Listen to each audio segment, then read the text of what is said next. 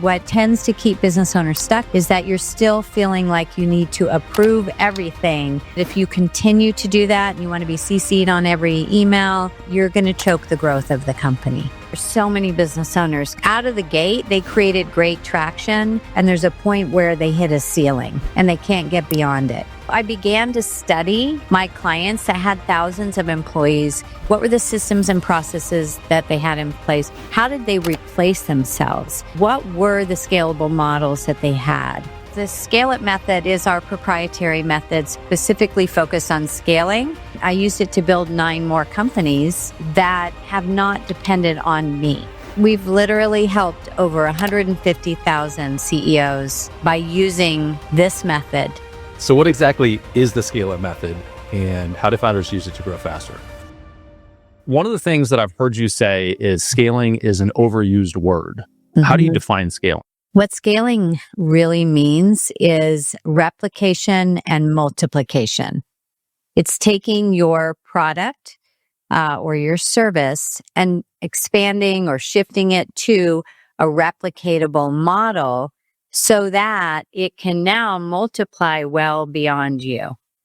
And I think people just equate scaling with fast growth, which definitely it can create fast growth, but without the right infrastructure, it can completely combust as well. And so it's creative strategy, and it's about reaching a lot more people, making a bigger impact. And of course, that's going to increase your profits with the same amount of time and energy it would take to reach one or a few people. Yeah, I asked the question because I find it irritating to hear lots of entrepreneurs use the term scaling, like we are scaling, or this is how we scaled. And they're really referencing accelerated growth. Yes.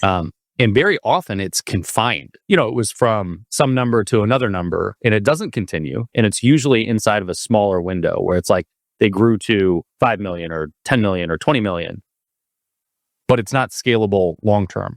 Right. How do you think about scalability early on versus later? Is it possible to put a scalable system in place in the very beginning of your business and have it actually allow you to scale to 9 figures or beyond? Yeah, I mean, I wish I knew these things early on in my journey. It would have saved me a ton of grief. However, so yes, I think that you can put these models in your business early on. I think it's important for you to know it and plan for it. But in the beginning, there's so much of proof of concept and figuring out who is your ideal avatar. And do your products and do they even want your products or services? Do they work? Can you create a demand for them? And so I think those things have to be ironed out first before you start creating subscription and franchise or certification. So many of the multipliers. Let's just figure out, is this something that people want? And once you can do that and you can sell, let's say even into the 6 figures, I think now you can start to think more strategically sooner to figure out what is that multiplier. So I know lots of companies that get to a few $1 million in sales. And I would argue for sure do not have scalable systems in place. Yes. In fact, things tend to break at different phases of business. What is a common adjustment that needs to be made when somebody is in the, call it $3 to $8 million range as a CEO? What's a lever that they can pull on within, this quarter to change the trajectory of their business? Well, that's where so many business owners come to us, Brad. They out of the gate, they created great traction. Maybe they tapped into an industry where there was already a built-in demand, which is awesome. But like you said, that can only take you so far. And there's a point where they hit a ceiling and they can't get beyond it. And so what we have to figure out is, first of all, a lot of the time, the issue is the CEO, the founder.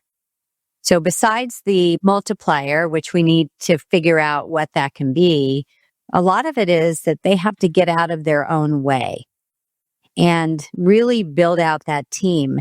Now, they may have a team in place, at that level. They probably have at least 10 employees up to, let's say, 30. But we often find that even with 30 employees, you'll see the business owner with their hands in every single area of the business because they're afraid to let go and they're actually choking the growth of the company. They think they're helping, but they're actually really hurting it. And they're not allowing the team to step up and really contribute. Then what happens is the business owner gets burned out and, it really hits a wall. So it's kind of, it actually is a disease, I think, of business owners that millions of these founders struggle with all over the world. Yeah, well, I think I've heard you say also that business can be simple. And I think that that's a frustrating thing for a founder in that position to hear because there are seemingly a never ending amount of decisions and everybody feels like their business is unique. And Yes. then you've got this set of people that are trying to push things into a structure or framework. And I think that there's a gap there for founders. So some of this comes down to sort of the tactical elements of how do you make that transition. Mm-hmm. And some of that might just be believing that it's possible, right? Is that, hey, I can just let other people make decisions and move forward. I want to get into the sort of strategic and tactical framework of that stuff. But, well, actually, let's just start with that. So Okay. let's start with your framework, which is the SCALEit framework. Tell me about that framework and how it came to be and how you put it into place with existing businesses. Yes, the SCALEit method is our proprietary method specifically focused on scaling, and it pertains to the entire company. So not just marketing or sales or operations. And, just like parts of a car or the human body, everything in your business affects everything you do affects every other aspect of business. So you really have to look at it from a holistic perspective. This came about in my own journey. In my first business, I was the control freak. I was the one that felt like I had to do everything to the point that I imploded from the stress completely. This was in my advertising and PR company. And even though we were working with big companies like Ben and Jerry's and Supercuts and Allstate and doing great work, I did hit that proverbial wall. And it was so painful. And it was such a big wake up call for me to say, okay, if you are going to continue down this business journey, then you need to figure out a smarter way to approach this because this is not sustainable. And I was in my 20s at the time. And so I began to study my clients that had thousands of employees to understand how is it that the business owner, the founder, was not standing over everybody like an orchestra leader telling them what to do. They were out as the visionary leader focused on the future, building strategic partnerships, acquiring other companies, or just spending time with their family. And so I began to study what were the systems and processes that they had in place? How did they replace themselves? What were the scalable models that they had? And that was the beginning of my SCALEit method. And that was really for my own growth. I wasn't mentoring business owners. I didn't have a team of mentors like I have now. I used it to build 9 more companies that have not depended on me. So all different industries, all different business models. And so that's how I knew that the SCALEit method would be industry agnostic. And so when I started Pinnacle Global Network, which is almost 17 years ago, I can't believe it. And we've literally helped over 150,000 CEOs by using this method to help them with two things. One, build a team managed company that is founder independent. And that's so critical if you're truly going to scale and you want a high valuation and you want a great exit. You need to have that team managed company. And then the scalable model, like what we were talking about, to have that multiplier. And those two components together are really what the founder needs to build. And I love a good acronym. SCALE in this case stands for what? Strategic vision, cash flow, alliance of the team, leadership, and execution. Those are the 5 pillars of scaling. And it's just apropos that the S is strategic vision because it's the most important part of scaling and it's right at the top. So I think each of those, I want to talk about the methodology of this a little bit and then the elements of it, because each of those have uniquely different challenges for an entrepreneur as they go through their journey. Mm-hmm. How does the SCALEit method fit in conjunction with something like EOS or a framework to run your company by? Yeah. So with our clients, and we work with thousands of CEOs all over the world to help them scale.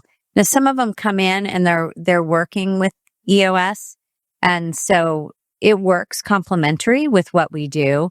And the SCALEit method actually we have the strategies and the tools for the areas of the business that EOS addresses. So EOS is more focused on operations, which is important. And the SCALEit method does that as well, but also for the other pillars. So, but if it's something that their company is really, connected to, it still will work well with what we do. Got it. Yeah, I mean, I think that just structurally helps people understand where it fits in. Yeah. EOS is literally the entrepreneur operating system, and there are a couple other operating systems that people can run their company by. But so the SCALEit method is about branching outside of just the operational construct of the business into the other areas for growth as well. Yeah, it's really a big part of why I created the SCALEit method. I am an ADD entrepreneur, like many entrepreneurs. I'm a visionary. And, I could be over here and then over here and chasing this idea. And I needed to have a structure, a format. I needed to take complex business strategies and simplify them into a step 1, step 2, step 3, step 4. And I hear this all the time from high-level CEOs. Oh my gosh, Allison, the way you break this down, or, our team of mentors, because we have over 40 mentors now that our clients work one-on-one with. They just really appreciate the simplicity of something that is normally so complex. And it gives them something to hold on to, but also really allows them now the space to get creative. And because in the world that we live in right now, it's the only limit in your business is how far you're willing to go with your creativity and imagination. Let's talk about the order of operations here a little bit. So you mentioned strategic vision being the beginning of the acronym and the journey for an entrepreneur. At what phase do you, I kind of 2-part question here. The first is defining strategic vision versus just vision. Mm-hmm. And then the other is, at what phase in an entrepreneur's journey do you think that they have to have this crystal clear vision of where they're going in the future? Well, the sooner they can get to it, the better. I think a lot of times we think a vision is, let's kind of figure out where we want to go this year You spend a little time on it in January. You check in June, where are we at? And then see where you landed in December. That's how most people operate for their vision. And that's what I did in the early days too. And I think in the early part of your business, it is cloudy. I mean, you're not quite sure. But as you mature and get beyond that $1 million mark, now you're starting to really see the possibility. I think most business owners think way too small. They really settle in every area of their business of what they're willing to take or what they feel that they're worth or deserve, That's a lot of the mindset work. But once we get to that place and we can utilize this method to help them think beyond the crevices of their mind or what they've even seen for themselves of what they thought was possible in the past, now we open a whole floodgates of excitement and potential for the future. And I've seen this over and over and over again. I could see a business owner come in, they've been running their company for 10 years, 20 years.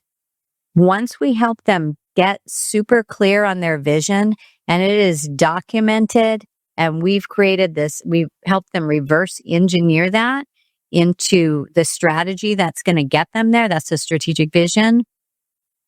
It's game on. Now they go from 3 million to 20 million to 50 million to 100 million because now they get it. They see a path ahead and now their team gets it. The team gets excited. You're attracting more people that can get behind the vision, that are in alignment with it. You repel the people that are not interested, or just, are not committed. And it really is life changing. Talk to me about how you get that strategic vision to move beyond just a mission statement for people or values on the wall. Mm-hmm. What are the tactical things that separate somebody from saying, hey, we've got a mission, vision, values, and somebody that truly has a strategic vision? Yeah, so we have some tools and a process that we take them through. First, we have them mark out their calendar for time to actually work on the vision. That's one of the biggest things. It's like, okay, let's actually commit to working on the business and get you out of the weeds for even a few days. And let's get a big yellow pad, go to the beach, go to the mountains, wherever it is, and just start writing down stream of consciousness. If you knew that you would succeed and if money was no issue and you had no fear, how big could you dream? And we take them through all kinds of exercises as well. And we have, video and audio and so forth. And I help them to expand their imagination. And then I say, okay, now I want you to triple that. And now their mind is like, that takes your breath away because you already thought you were thinking big. And then we have them put it into a mind map to expand it further. And what the vision needs to look like is that you're walking into a movie of your business and your life 3 years from now. And you're able to help people to come there with you. And so we want to know what it looks like, what it feels like, what it sounds like. What are your customers saying about you? What does your team say about you? What kind of awards are you receiving? What are your products and services at that point? What are you charging for your services? All these different aspects. How are you spending your time? And Then we take that and we have a whole template. Once we take from the mind map, and then we have a whole template for them to create this living document, which we call a big picture vision. And then there's so many things they can do with it. Of course, like you said, they could put on their wall, but it's really about sharing it with new hires, sharing it with their vendors, sharing it with their customers. And you as the founder really need to live in this vision every single day, not a couple times a year, but your role is to share this vision of your company with the world. And from this place of passion and excitement, you will start to attract those players to get behind it. So, do you know Cameron Harold? Yes, I know Cameron. So Cameron, likewise, good friend of mine, wrote Vivid Vision. Vivid Vision, and an is amazing book. Huge proponent of everything you're saying. One of the things that I think people have a hard time with, specifically people that have a high level of attention to detail, is the idea of what you just said, which is create this vivid picture of your future. Yeah. Make it a movie that people can walk through, right? We want all the details. But then the question is like, well, how much fucking time do you want me to spend on the exact marketing plan that I'm going to use to get there?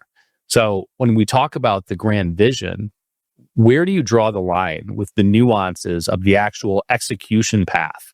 Is it the vision for what could be omitting the details of the sales and marketing channel? Is it a limited version of the sales and marketing channel? How do you paint that full picture, and how do you reconcile those two things for the entrepreneur that has this high level of attention to detail and wants the exact perfect roadmap, which probably doesn't exist? Well, the strategic vision becomes the operating manual, basically, of the company. But this is at a higher level, and it's got to be something that will emotionally move your team. So in all of the meetings of our company and in the different departments that we have, whoever is leading the meeting, they always start with the vision. Sometimes they'll have different people on the team read different parts of the vision. We actually have a vision committee in our company, which is 11 employees it's all volunteer. These are people that are galvanizers of the vision. They're so excited about it.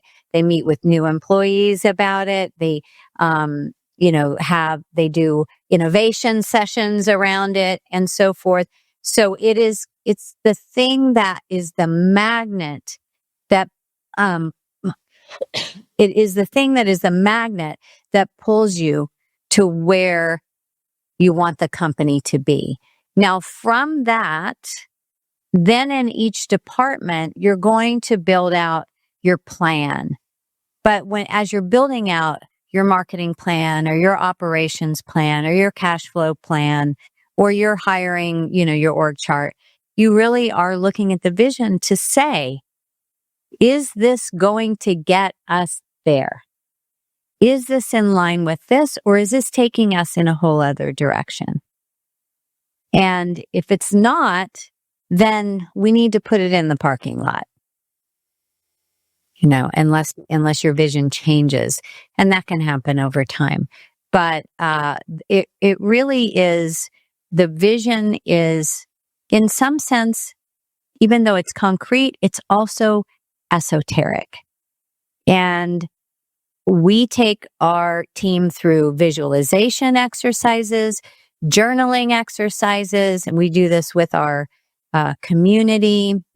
I developed something called vision crafting, where they actually visualize their vision every single day, every morning, before they even start their day. So if you get too much into the number of leads and cost of acquisition, that kind of pulls you out of your heart and into your head. We need that, and that's in each department, but the overarching vision is really more from a visual and emotional place. So I think strategically and tactically, what I heard was that the plan to get there can be independent of the vision, but is guided and informed by the vision. So the decisions that are made on an ongoing basis are made through the lens of the vision. Yes. Love yes, that. exactly. I'll give you an example. One of our clients, her name is Constance. She has a law firm. She had 30 employees when she came to us. She was working 17 hours a day in the business. And when we first did this exercise with her, she said, okay, I'd like to get to 5 million in revenue. And we were like, Constance, you're helping. What you do changes lives. And you're thinking way too small. And so we, sent her back to the drawing board. And so this was a continuous process with her. And as she really laid out the vision, it was about acquiring other law firms. It was about building a marketing company around supporting other law firms. And what we helped her do was replace herself in every area of the company because she was the one that was in the way. And we really helped her to get to what we call phase 5, that visionary CEO. And in 3.5 years, she went from 30 employees to 400 employees. She's crossing 100 million in revenue and moving pretty quickly to 500 million in revenue. And her life has completely changed. And it really all stemmed, and she'll say this, from this vision and having a team around her to inspire her to think much bigger and to help her see that this was possible. So I want to talk about some of the tactical elements of that in terms of making the transition through these phases. Yeah. You referenced independent stages that I think are probably a part of your framework and how you look at the growth of a business. Mm-hmm. But before we move to that, I want to kind of close the chapter on the confines of vision. I have a pretty strong belief, and you alluded to this, so I think we're probably on the same page here. But I have a pretty strong belief that entrepreneurs should just fucking get going, and they should not prevent their action because they don't have a crystal clear vision. And you said you get there over time, or you can get to a place and you can be foggy in the beginning. Yes. One of the things that people struggle with, I believe, and I think it's warranted to some extent, is how far out a vision can actually be accurate. So today, the pace of change with AI is so radical. How do you think about leaving space for modification of the vision and having a crystal clear vision of the future? Oh, for sure. Like I said, it will evolve and change, and we are in a disruptive marketplace, and that's not going to, it's just going to continue to speed up. And I think the vision can somewhat stay intact, but the way you get there may change. So it's still holding the vision. Like for us, we're expanding globally, and we are bringing on mentors because our clients work with business owners that have been very successful already. They've exited companies, and they're working with CEOs that have taken a company public or worked with thousands of employees. And so we bring on these mentors globally. Now, that is our big vision, but maybe that will change over time on how we actually do it. So that's the how, the tools, but it doesn't mean that the vision of this, global community is necessarily going to change. Just your method on how that might transpire. And so I think you got to leave room for that to happen.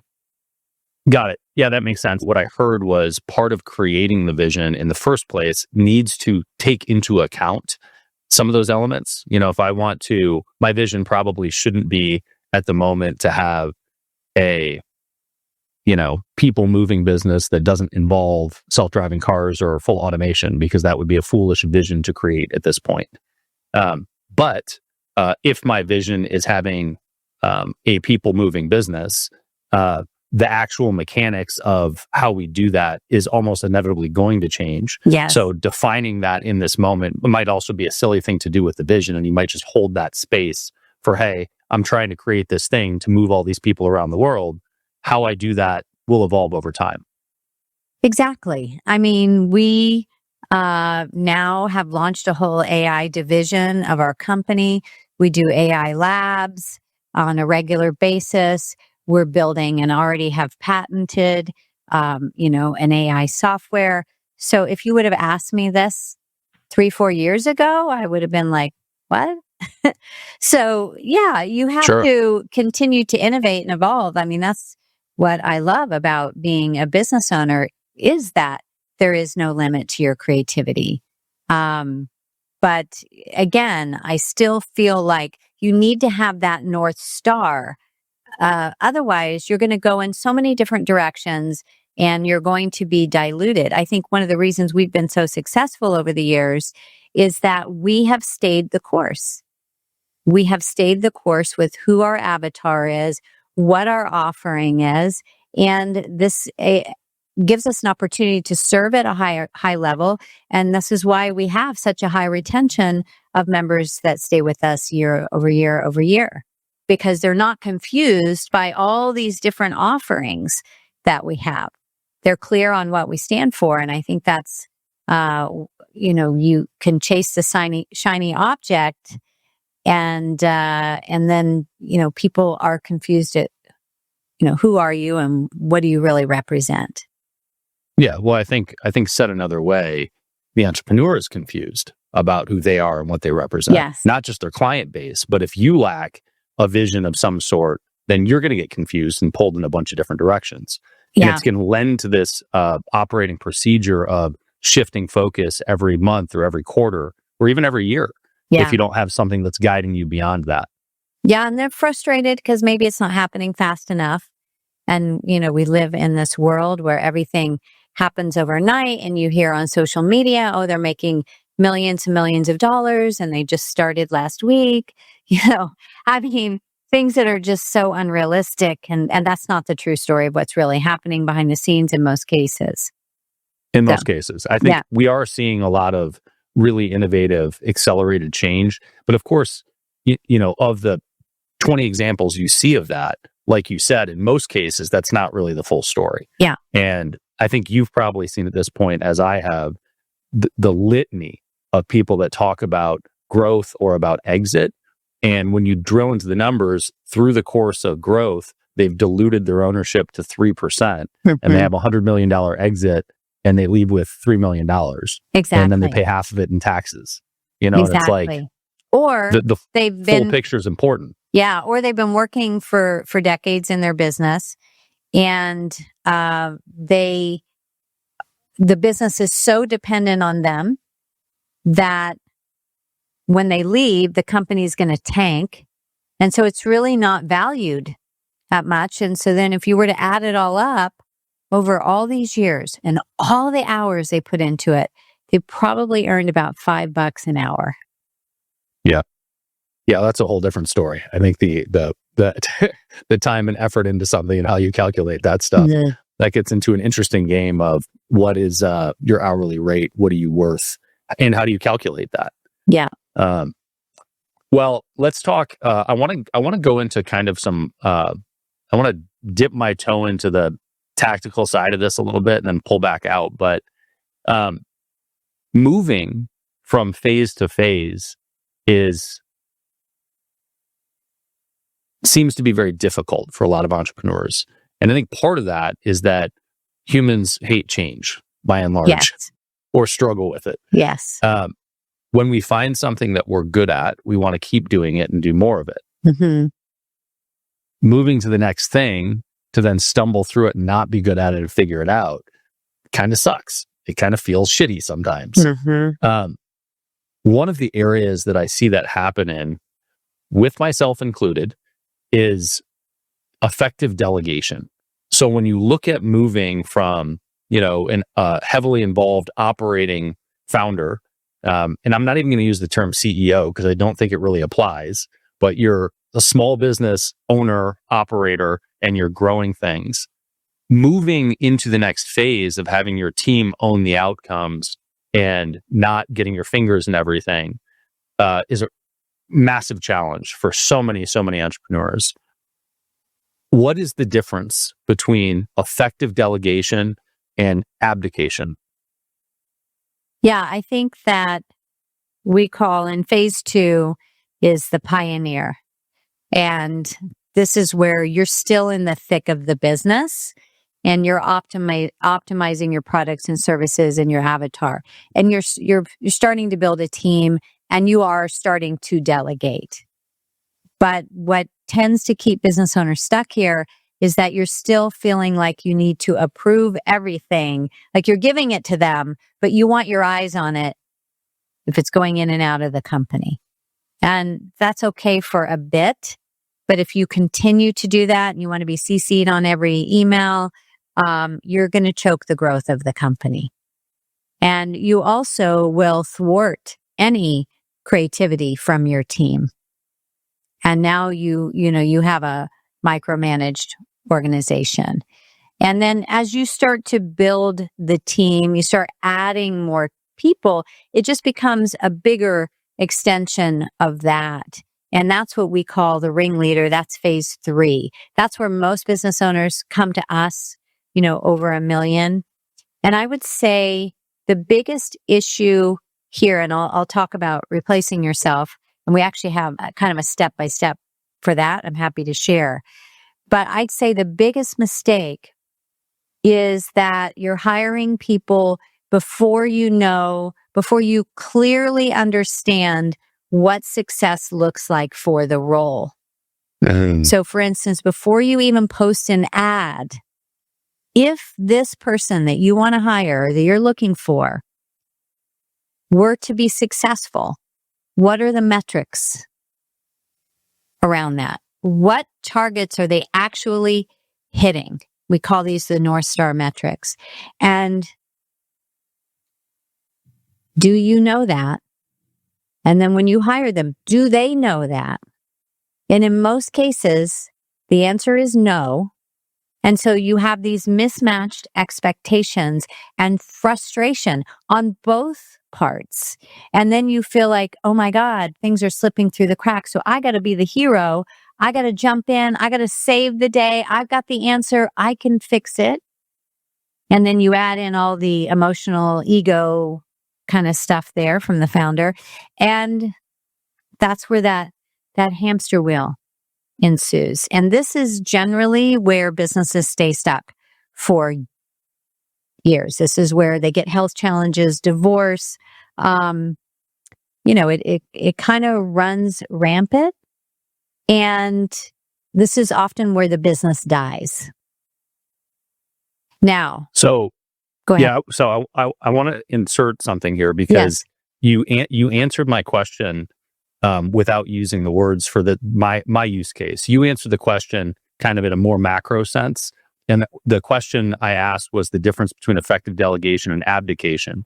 And I want to connect those dots because how you answered that was what I heard was effective delegation. And you did this through the frame of hiring, right? Where it starts, which is not having a clearly defined outcome. And I would extrapolate a clearly defined 30, 60, 90 day plan or 1 year plan for this role you're hiring for. But effective delegation versus abdication is the lack of having a clearly defined outcome for the activity that you're delegating. And you're just telling them to go do it and hoping that it gets done and then getting your fingers involved when it's not done the way that you want it to be done, even though you never defined it clearly in the first place. I mean, you can't abdicate until you're even aware of where you're at. And you can't abdicate until you figure out what you need. I mean, you said it earlier, we're creatures of habit and we're so afraid to let go. And so, but really what has to happen is that you need a step-by-step plan to replace yourself in every area of the business. And the sooner you do this, the faster your business will grow. And one of the things that you need to do is to start to build a leadership team. And what I like to do is see the business within 4 clear quadrants: your revenue streams, your sales, your marketing, and your operations. And your revenue streams are whatever it is you sell. For us, it's mentoring. And so what are those positions of that are going to run each of those quadrants? Now, in an early stage business, it might be a marketing manager. In a more advanced company, it's going to be a CMO on the marketing side. In operations, it could be an operations manager, and then it could be operations, a COO or a operations VP. And so those positions will mature as the business grows.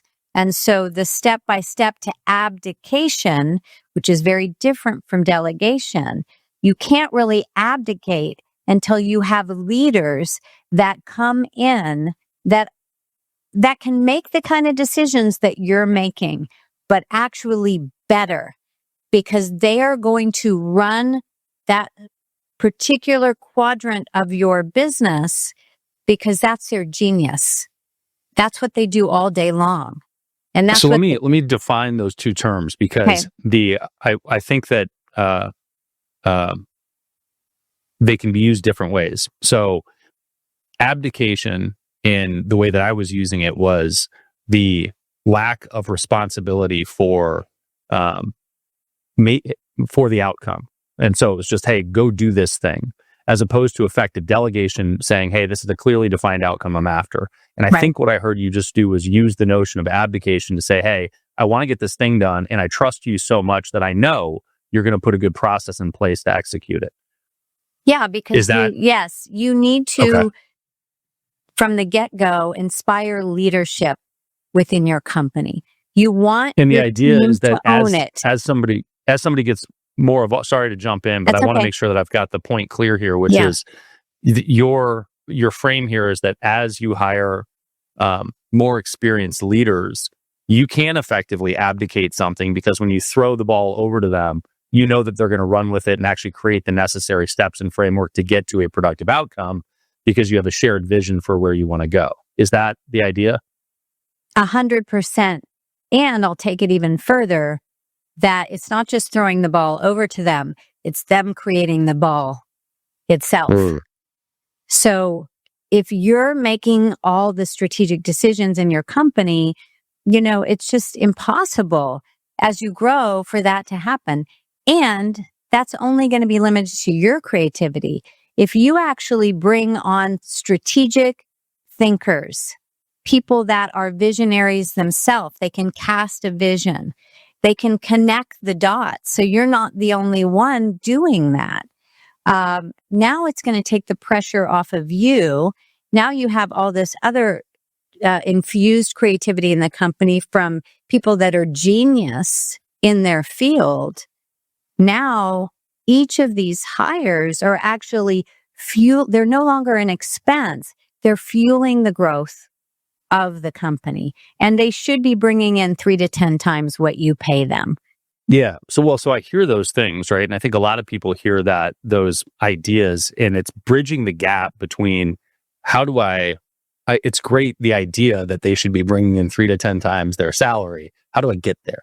Right. And so tactically, one of the things you mentioned was people messing up in the hiring process because they don't have a clearly defined role, and more importantly, a clearly defined outcome along with metrics for the people they're hiring. When you think about hiring a director of marketing versus a CMO, how do you think about defining the outcomes that they're after? Because to me, like a director of marketing, actually, let me pull it down a level. A marketing manager versus a director of marketing versus a CMO. A marketing manager, in my world, in my head, I'm defining their role and their responsibilities and what they should be doing, and sometimes fairly granularly.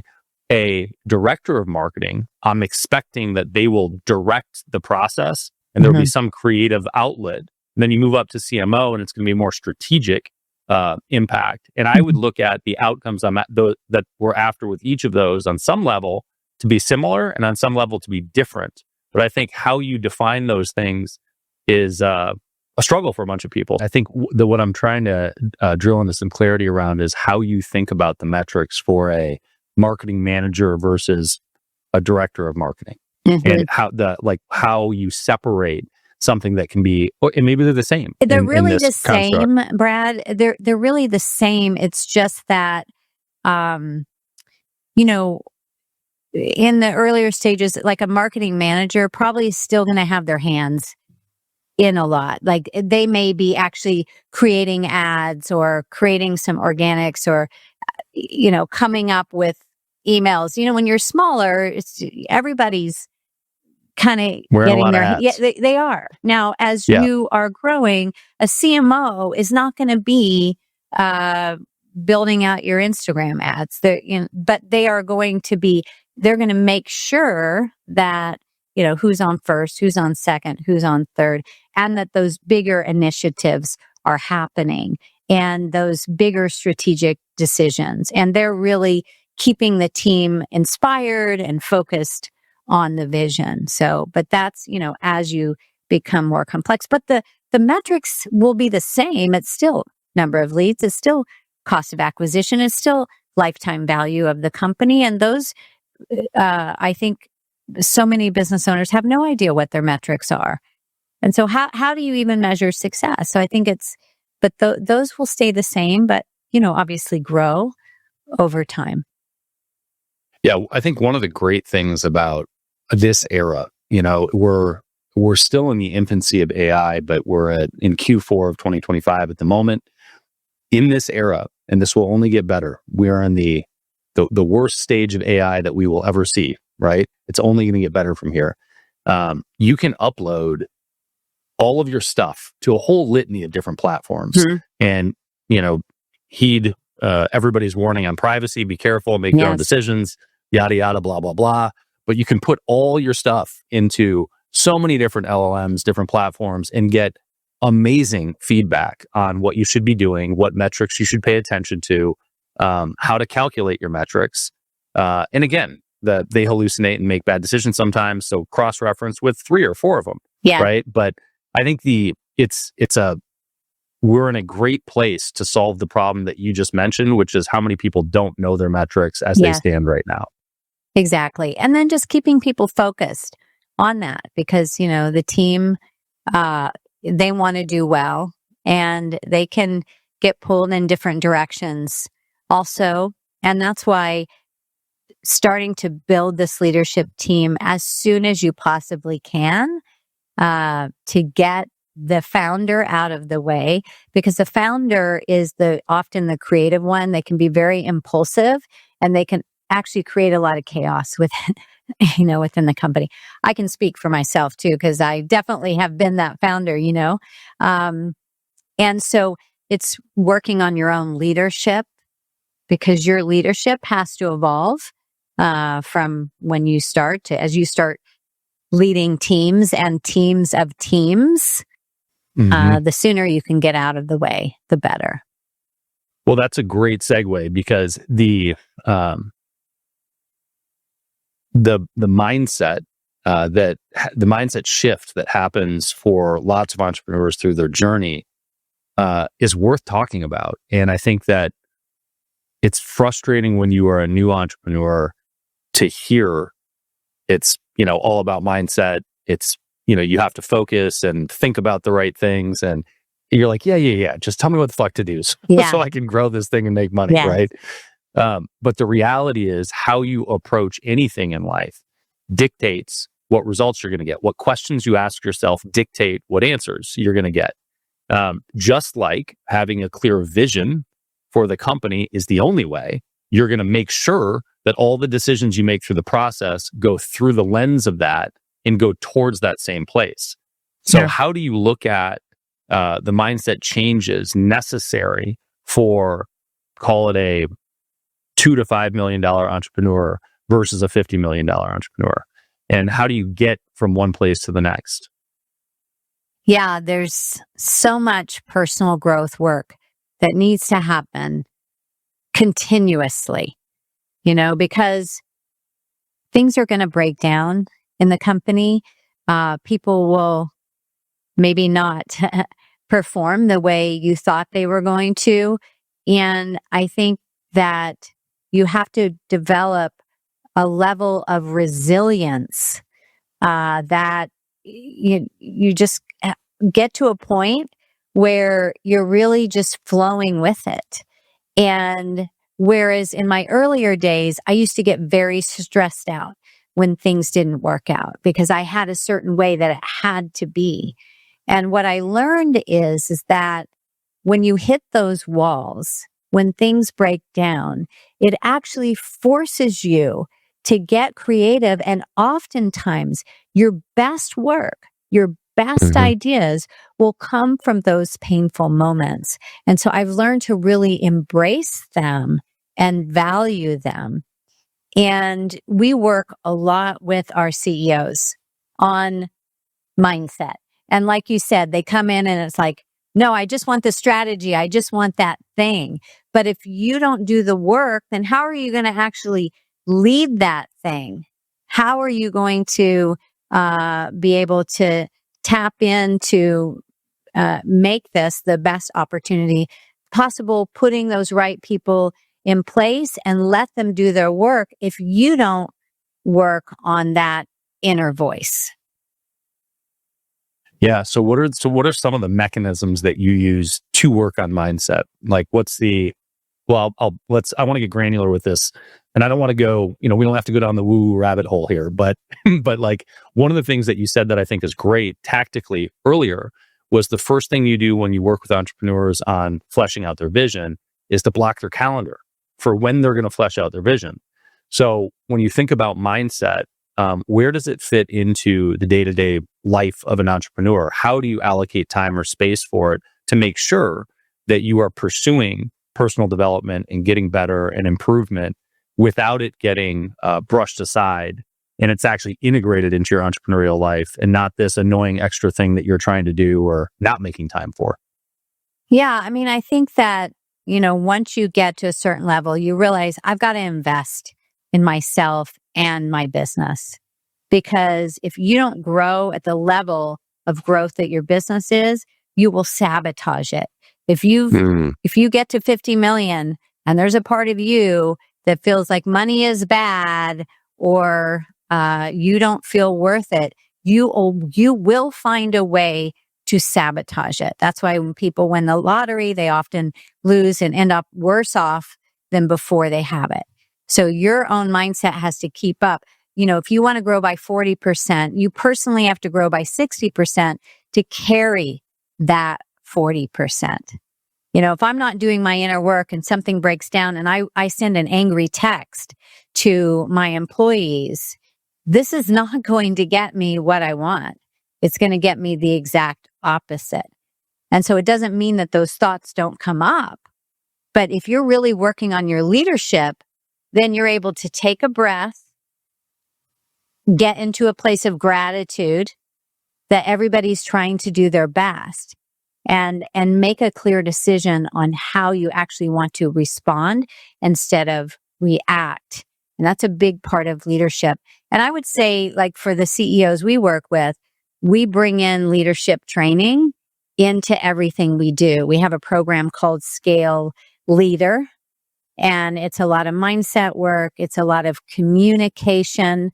Communication is a big part of leadership. It's how you show up to your team. And we also do the woo-woo stuff, Brad. I'll just tell you because it works. And we work with our clients, on a weekly basis. And like I said, we do journaling, we do visualization, and they share with one another the wild things that are happening for them that they never thought possible because they start to see themselves as the leader that will attract all of the people, circumstances, opportunities that they want in their life. And not only does the business grow faster, but they are happier people in general because of the work. Yeah, listen, I want to be clear from my perspective, mostly because I don't want to be judged by people.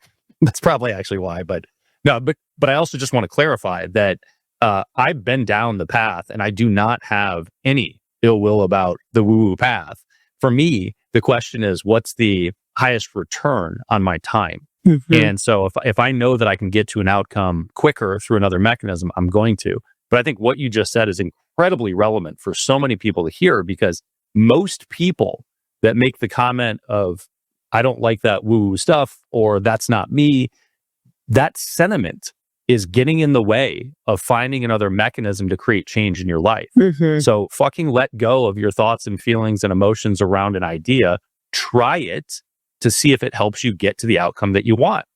And I mean, I've had tremendous growth from tons of different, we'll call them modalities, exploring these things to try to create change in my life. And now I've got some resistance to some, because I'm like, no, I've been down that path, and that's not the fastest path for me personally. But those things don't, by the way, include visualization or journaling, et cetera. I think that those are just like pragmatic mechanisms to make sure that you are reinforcing a belief or a value or a path that you want to go down on a consistent basis that is incredibly self-serving. So Yes. I love that as a mechanism. Absolutely. And, I can bring in all the quantum physics pieces of it too, because I'm a big believer in that as well. And that can just create this flywheel of momentum to things just happening faster and in ways that, you never thought possible. But the thing is that if you grow and evolve, I mean, why are we here on this earth? To grow and evolve. And if you're not growing and evolving, you're dying.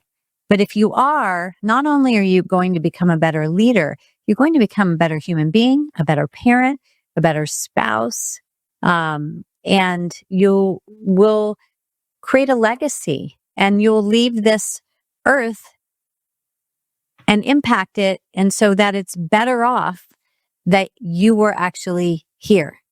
There are a lot of new entrepreneurs in the world, more and more mechanisms to dive into entrepreneurship, more and more industries that are opening up, less restrictions, more democratization, and all these different areas.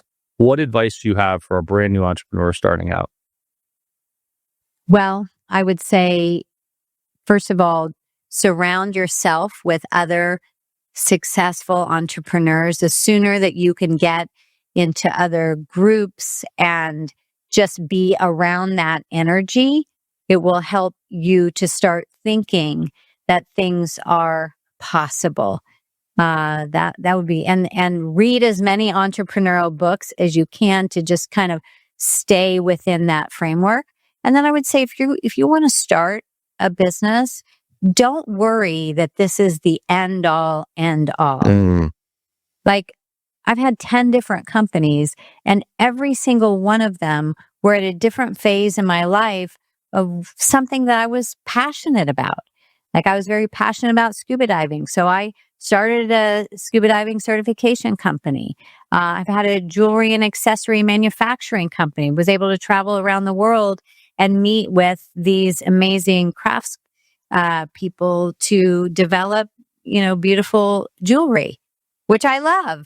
And so, just what is it that would excite you right now in this time? Don't do it because you're trying to get to $1 million or $1 billion, because you won't keep the motivation or the inspiration going just with money. You've got to figure out what's going to actually be meaningful for you, because it is that meaning that will help you to endure. And use that just as a practice ground to learn how to get a product to market and communicate with your audience. I mean, like you said, we live in a time you literally could create something and get on TikTok Shop or, all these new platforms, shopping networks, and baseball cards. I mean, I don't know. You can sell pretty much anything these days, and then use that as a practice to, make it better, make a better experience, and just start tweaking it until and optimizing it until it grows. And then you, of course, I love that. There's more from there, but just get started. I love that. Just get started. Yep. I think those are both, I heard two really distinct points. The first one being, hey, little dog. I heard two distinct different points there. The first one being curate your feed is how I'm going to say that to new entrepreneurs. And you said, create a network of entrepreneurial people around you and make sure that you spend time around people that are going to expand your mind and help you grow. Read the right books. And I think the extension of that now is curate your social networks, right? Make sure that what's showing up in your feed all the time is actually helping you get bigger, better, et cetera, and not pulling you down. The other is don't put so much weight on your first venture. Yeah. Don't think you need to hit it out of the park. Focus on, and it's great advice because it is parallel to the annoying cliche advice that people hear all the time, which is it's more about the journey than the destination. Mm-hmm. It's more about learning and becoming a better person than about where you actually get to with this thing. But it's a beautiful way to say it because you're repositioning it and saying you're going to have a lot of swings. And when you're young, the most important thing is how you tee yourself up for the next swings and enjoy the process because it'll keep you moving than it is to create the perfect thing right now. Yeah. At least that's what I heard. One swing will lead you to the next, that you can't even, you can't really tap into at that point. I think that we put so much pressure on ourselves that everything has to be a win, where it could just be a great experience, a great learning experience. I love that. Allison Maslan, it has been awesome to talk. I'm looking forward to getting some FaceTime at some point in the future here. Where can people find out more about you? Where do you want to point people? Well, you can go to my website, pinnacleglobalnetwork.com, learn all about how we mentor CEOs to grow and scale. Of course, any of my social media. And also, if people want to learn more and get an assessment on what phase that their business is in and what the gaps are that are holding them back, I would go to pinnacleglobalnetwork.com/BAM. BAM. Love it. That's awesome. Allison, thanks again. Thanks, Brad. I love the conversation. Likewise. If you liked today's episode with Allison, you definitely want to check out the episode with Qasim Aslam. Qasim is a good buddy of mine who scaled his agency and sold it a few years ago. He is a brilliant marketer that has gone heavy on AI, how to rank in the AI engines, and how to really accelerate your business. You definitely want to check that one out.